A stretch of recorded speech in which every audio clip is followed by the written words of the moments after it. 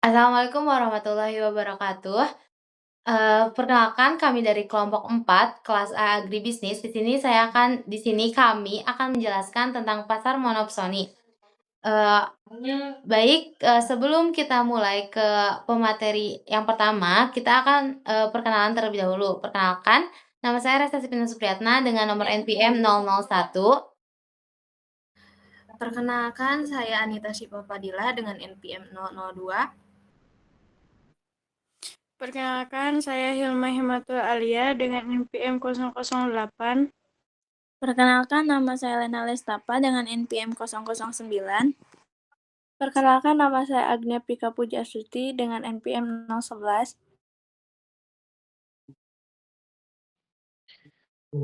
Perkenalkan, saya Mutia Ramdhani dan NPM 020. Perkenalkan, nama saya Septiana Rumala dengan NPM 028. Di sini kami akan menjelaskan beberapa materi. Yang pertama, akan menjelaskan tentang pengertian pasar monopsoni, ciri-ciri pasar monopsoni, contoh kasus pasar monopsoni dan mekanisme pasar monopsoni, dampak pasar monopsoni, kelebihan dan kekurangan pasar monopsoni, dan yang terakhir yaitu solusi atau upaya mengatasi pasar monopsoni. Yang pertama, ada pengertian pasar monopsoni yang akan dijelaskan oleh saya sendiri. Pasar monopsoni ini adalah bentuk pasar yang terdiri dari banyak penjual, tetapi hanya ada satu pembeli tunggal yang menguasai pasar tersebut. Dalam kondisi ini, pembeli memiliki kekuatan besar dalam menentukan harga dan kualitas produk. Sedangkan penjual memiliki sedikit pilihan dan seringkali harus menerima harga yang lebih rendah dari yang diinginkan. Nah, pasar monopsoni juga salah satu bentuk pasar persaingan tidak sempurna yang sering ditemukan dalam sektor pertanian, tenaga kerja, dan industri bahan baku. Selanjutnya akan dijelaskan oleh rekan saya. Nah, yang selanjutnya ada ciri-ciri pasar monopsoni. Yang pertama, hanya ada satu pembeli. Jadi, di pasar monopsoni ini cuma ada satu pihak yang membeli barang atau jasa, sehingga penjual sangat bergantung pada dia. Yang kedua, ada penjualnya banyak. Banyak yang menawarkan barang atau jasa, tapi mereka tuh posisinya lebih lemah karena posisi pembelinya tuh cuma satu gitu. Nah, yang ketiga ada pembeli bebas menentukan harga. Karena pembelinya ada satu, jadi pembeli bisa menawar harga serendah mungkin karena penjual tuh tidak punya banyak pilihan gitu. Nah, yang keempat, ada barang atau jasa yang dijual itu hampir sama semua. Kualitas barangnya mirip-mirip, jadi penjual susah menekan harga. Nah, yang kelima itu tidak ada pembeli alternatif. Penjual itu tidak punya tempat lain gitu untuk menjual barangnya. Jadi, mau tidak mau si penjual itu harus menjual ke pembeli tunggal itu. Nah, yang keenam ada pembeli punya informasi lengkap. Pembeli tahu kondisi pasar, biaya produksi, dan jumlah penjual, sehingga makin kuat mengatur harga. Yang terakhir, penjual. Nah, karena kekuatan pasar itu tidak seimbang, penjual biasanya menerima harga yang lebih rendah gitu daripada harga sewajarnya. Mungkin segitu dari ciri-ciri pasar monopsoni.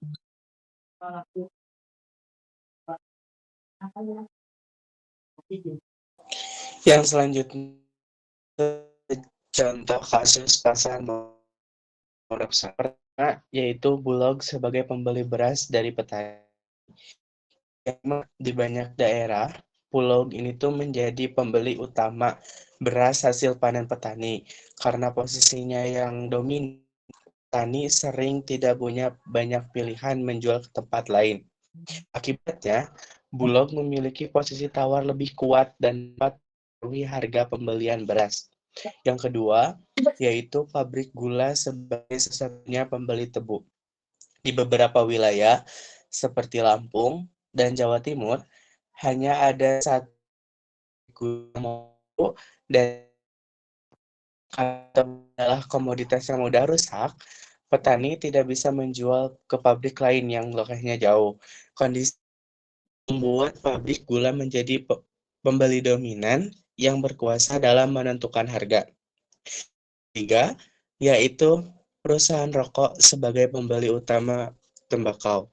Jadi di sentra produksi tembakau, perusahaan rokok besar biasanya menjadi pembeli tunggal ataupun dominan.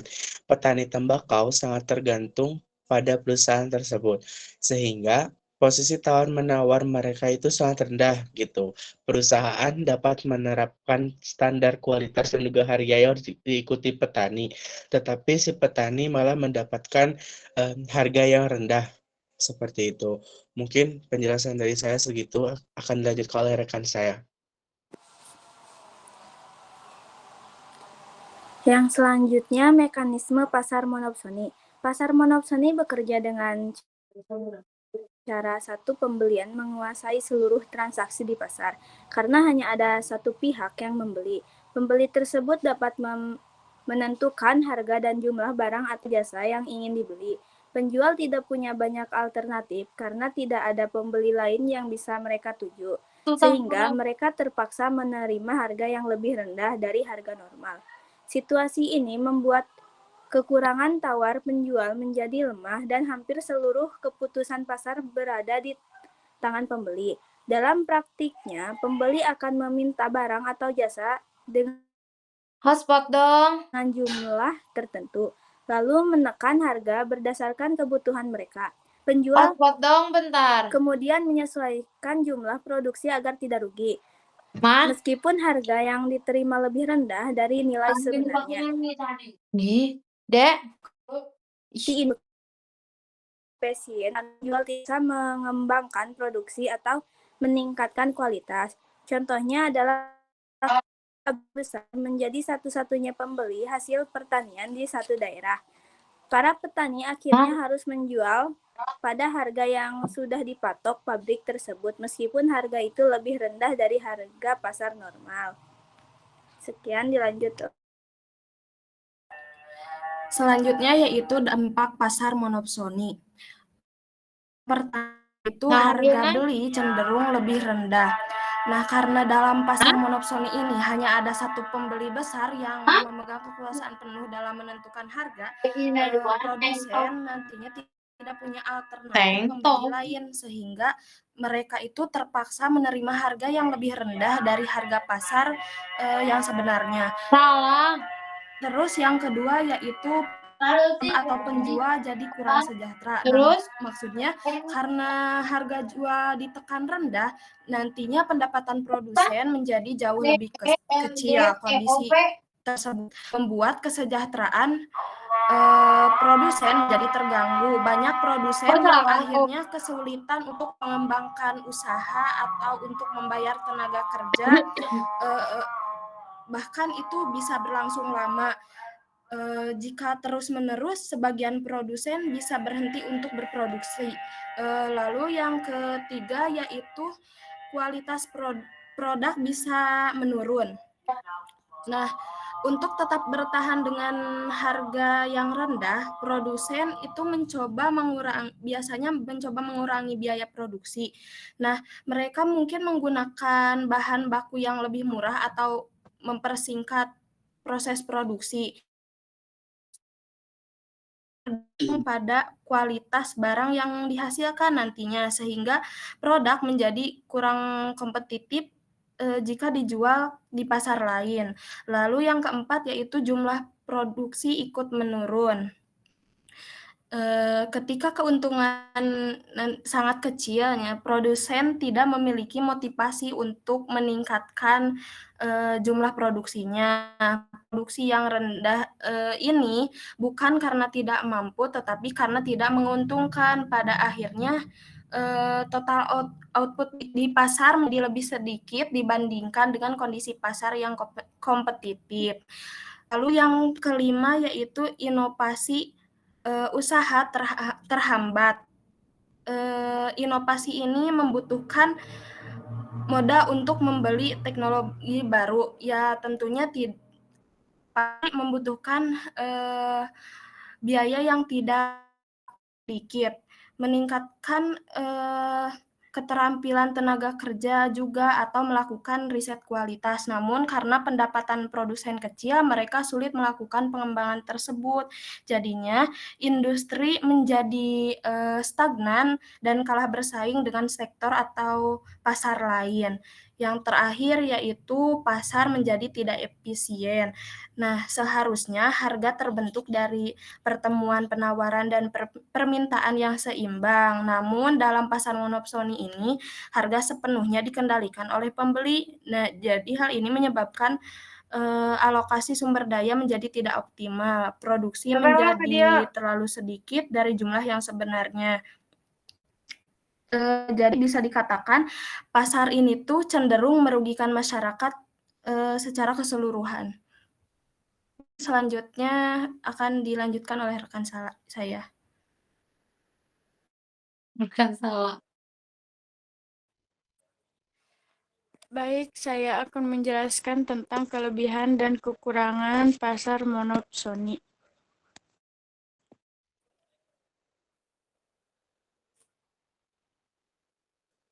Kelebihan pasar monopsoni adalah yang pertama, aduh gak kelihatan.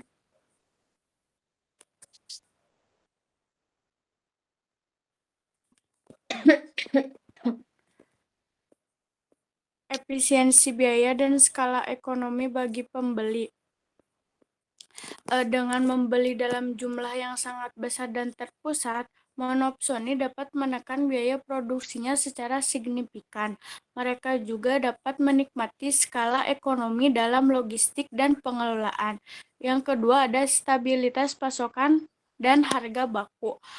Penjual memiliki kepastian bahwa semua produk mereka akan dibeli oleh satu pembeli tanpa perlu bersaing mencari pasar. Meskipun harga rendah, ada stabilitas pendapat yang dapat diprediksi.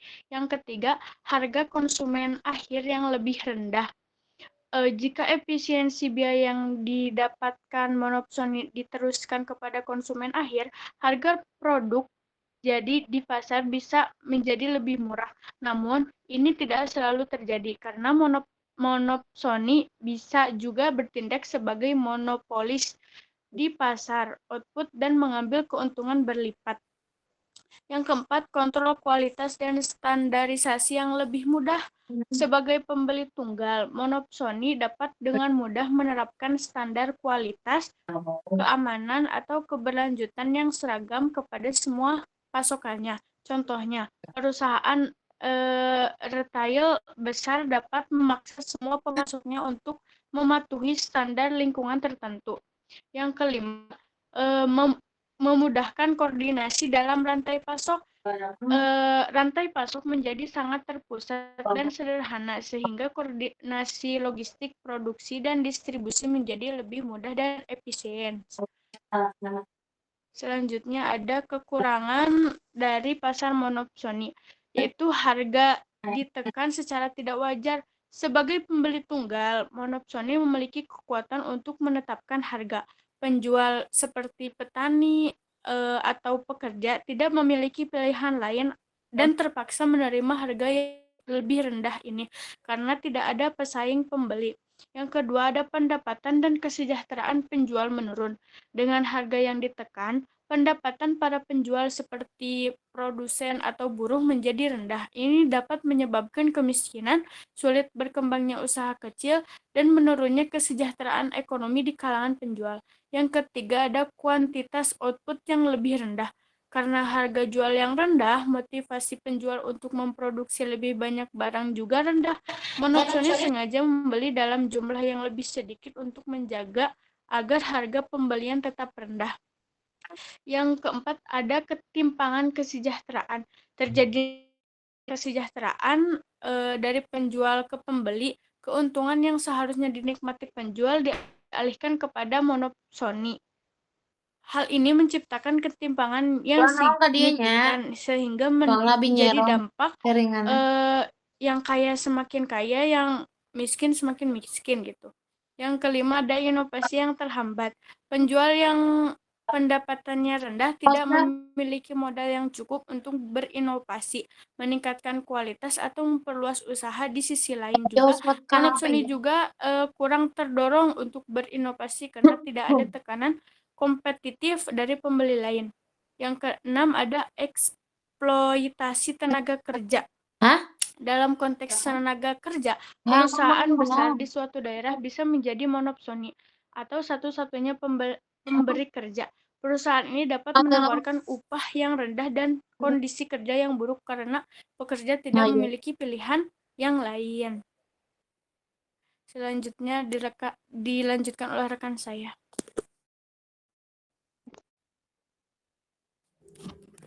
Baik, di sini saya akan menjelaskan mengenai solusi dalam mengatasi pasar monopsoni. Next.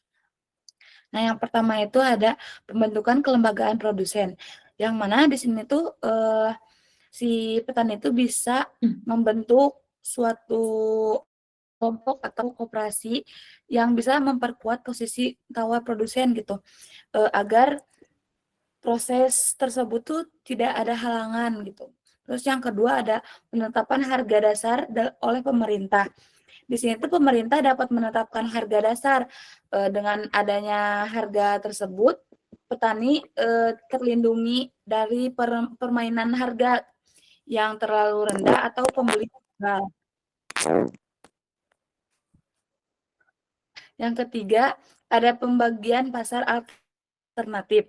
Di sini tuh, petani perlu difasilitasi agar pemasaran hasilnya ke berbagai saluran lain seperti, e-commerce hingga tidak hanya, di pasar itu saja gitu, jadi ada yang modern gitu. Yang keempat ada pembagian industri pengelolaan lokal. Di sini tuh, ketika di daerah produksi, produsen punya lebih banyak pilihan pembeli gitu, sehingga tidak bergantung pada satu pembeli saja.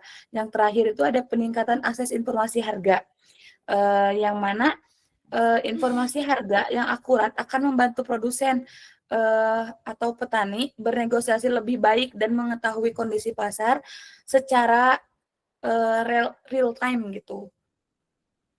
Sekian saya. Saya serahkan kepada moderator.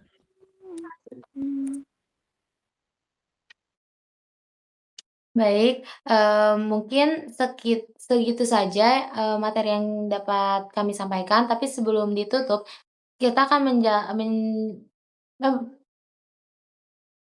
kita akan membuat dulu kesimpulan tentang materi yang tadi dari awal sampai akhir, yaitu pasar monopsoni adalah kondisi ketika hanya ada satu pembeli yang menguasai pasar sehingga memiliki kekuatan besar dalam menentukan harga.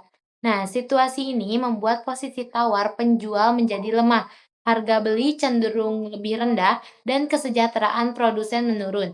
Contohnya dapat ditemukan pada pembelian beras oleh Bulog, pembelian tebu oleh pabrik gula, atau pembelian tembakau oleh perusahaan rokok. Nah, dampak monopsoni biasanya berupa menurunnya kualitas produk, berkurangnya produksi, serta terhambatnya inovasi. Untuk mengatasi hal ini, diperlukan penguatan kelembagaan produsen, penetapan harga dasar, pengembangan pasar alternatif, serta peningkatan akses informasi agar penjual memiliki pilihan dan posisi tawar yang lebih baik. Mungkin itu saja presentasi yang dapat kami sampaikan.